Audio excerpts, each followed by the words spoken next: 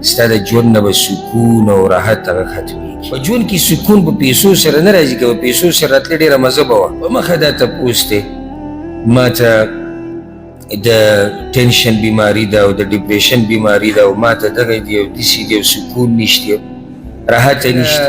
په ژوند کې وعظ او نصیحت نه وي او د دین خبرې نه وي د الله او د الله د رسول، نو هغه ژوند بیا تور تم شي.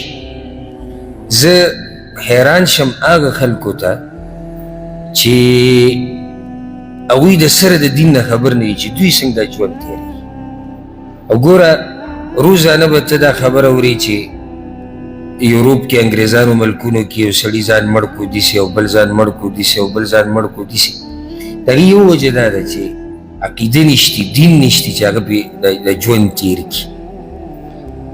نو زه سوچ کوم چې دا کم سړی چې ځان ته مسلمان وي او د الله د دین نه لري او سهار ماښام په ګناهونو کې، چې د ده دا به څه ژوند وي. راشي اکثر دا خلک تپوس کوي، په مخه دا تپوس دی ما ته د ټینشن بیماري ده او د ډپریشن بیماري ده او ما ته دغه دی او داسې دی او سکون نشته، راحت نشته. لویه وجه هغه په خپله زموږ چې کوم اورېدونکي دي لیدونکي دي هغوی تجربه کړه په دې یو څو ورځو کې. هغه وجه دا ده د الله د دین نه لرې کېده. څومره چې د الله د دین نه لرې کېږي نو دا خبره په زړه باندې ولیکه، ستا د ژوند نه به سکون او راحت هغه ختمېږي.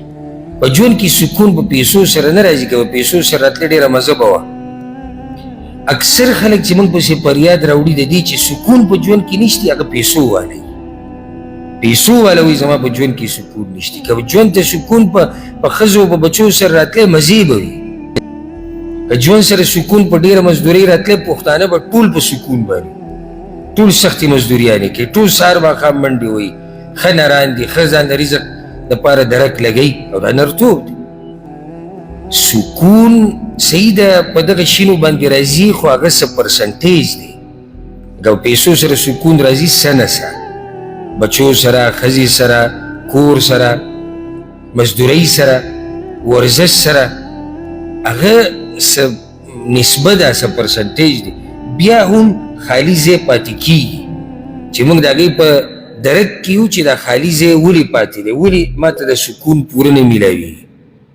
صرف زموږ دلته دا کېناسته زما په دې کرسۍ باندې او دا خبرې شروع کول او ستاسو کېناسته او دا خبرې اورېدل، زه تاسو نه تپوس کوم چې په دې لږ وخت کې څه سکون زړه ته میلاو شو که نه. دا لا داسې نه دی چې موږ یو سمې خبرې کړي دي او موږ عملي کړي، نه، هغه لږ وخت، یو څو منټه